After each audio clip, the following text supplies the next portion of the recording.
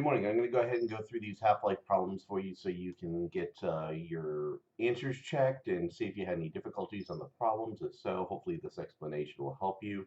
If you have further difficulties, just go ahead and email me or send me a message in some way, shape, or form, and I'll get back to you as quickly as I can. Okay, so the first problem, you have the half-life of polonium is 210 days. So what half-life means essentially is you'll have half of whatever amount of something you have left after this period of time passes. For instance, if I don't know, like I had 10 pounds of rice and the half life of the rice was 3 days. Well, after 3 days goes by, I should have half of that amount of rice left, which would be, what did I say, 10 pounds? So if I had 10 pounds, I would have 5 pounds left after 3 days.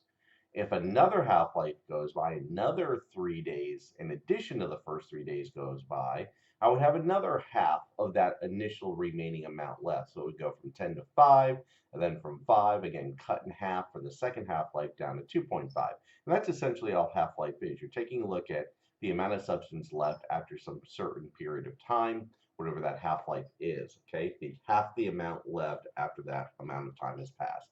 So for this first problem, we have a half-life of polonium is 138.4 days. So I'm just going to write some information down here. So I have 138.4 days is equal to one half-life. So I'll just write it like that. Okay. Now, it says how many milligrams of polonium-210 remain after 415.2 days? In other words, 415.2 days have expired. They've gone by. Now, if I know the half-life is 138.4 days, I can just simply take 415.2 days, divide that by 138.4, and I'll see that it comes out nicely to the number 3, which means 3 half-lives will go by. Now, it's telling me also that I'm going to start with 2 milligrams of the isotope. That's my starting point. So at time 0, I have 2 milligrams. Okay? Now, remember, each 138.4 days, I'll have half of that amount remaining. So, in fact, after the first 138.4 days, after the first half-life goes by, I will have 1 milligram left because I will have half the original amount, and that would be 138.4 days. Okay?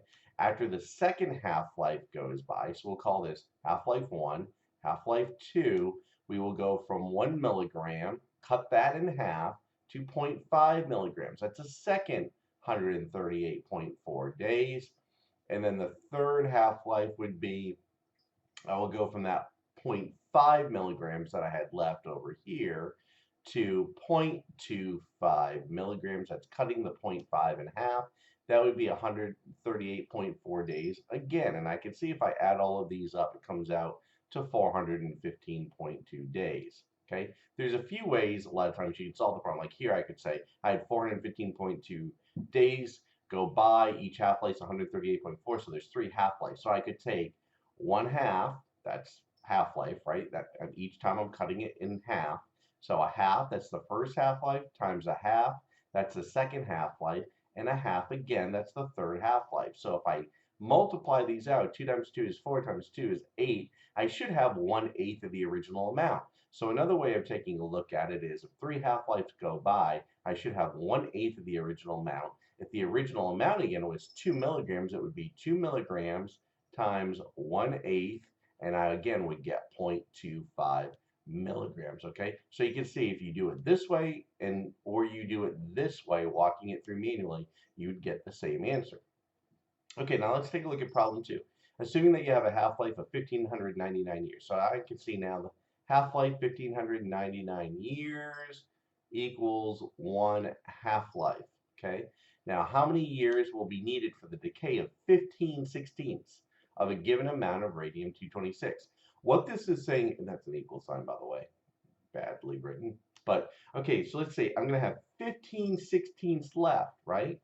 Now, if I look at the numerators here, if I do half times a half times a half, I'm always going to have 1 on the top. So that's kind of a sure giveaway that there's something different about this, right? I got 15/16ths on the top.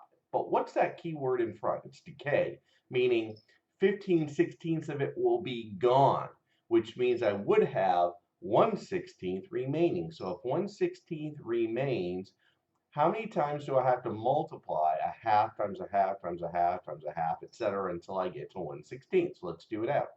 So 15/16 have gone, they've decayed. That means 1/16 is left. How do I get to 1/16? Well, a half times a half, right? We know that's 1/4.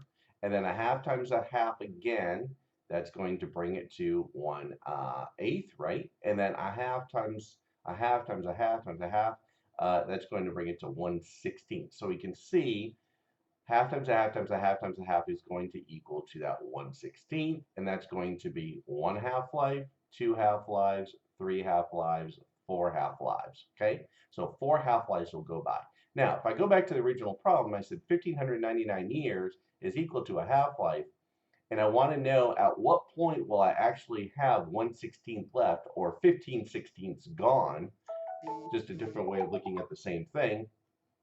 I will then just do my math out. So it would be 4 half-lives, right? That's what we calculated, 1, 2, 3, 4 to come up with the 1/16 times 1,599 years. So 1,599 times 4 is going to equal 6,396 years. And that's your answer for this one, okay? The third problem, the half-life of radon 222 is 3.28 days. Again, I'll write half-life equals 3.824 days. Okay, after what time will 1/4 of a given amount of radon remain? So I'm going to say, okay, 1/4. How do I get to a fourth? That's going to be a half times a half, right, equals a fourth. So that's going to be 1, 2 half-lives are going to expire. So the question again says, after what time will 1/4 of a given amount of radon remain? Okay, if I need to get to a fourth, that's going to be 2 half-lives. If each half-life is 3.824 days, it's going to simply be 3.824 days times the 2 half-lives, times 2, and that's going to give me an answer of 7.648 days. Okay, and that's the answer to number 3. Number 4, the half-life of cobalt-60 is 5.27 years. So half-life is equal to 5.27 years. How many milligrams of cobalt-60 remain after 52.7 years? Well, if I look at this number, 52.7 and 5.27, that's simply saying that I'm going to go from 5.27 years to 52.7 years, and that's going to be a 10-fold increase, right? I'm going to have to multiply 5.27 years times 10, and that's going to give me 52.7 years. So what that's telling me is I am going to have 10 half-lives expire over that period of time. What does that look like? Well, if I wanted to do it out, it actually looks like this. A half times a half times a half, 10 times a half times a half times a half. Where am I up to? 6, 7, 8, 9, 10. Now I could manually do that out and say half times a half is a fourth, times a half is an eighth, times a half is a 16th. 32nd, 64, 128, 256, 512, 1024, right? So 1024 with a 1 on top. Or I could do it the old-fashioned way, the easy way, as math teaches us. I can do a half to the 10th power. That's the same thing as a half times a half times a half 10 times. Okay? And I would still get 1 over 1024. Now, I just need to take this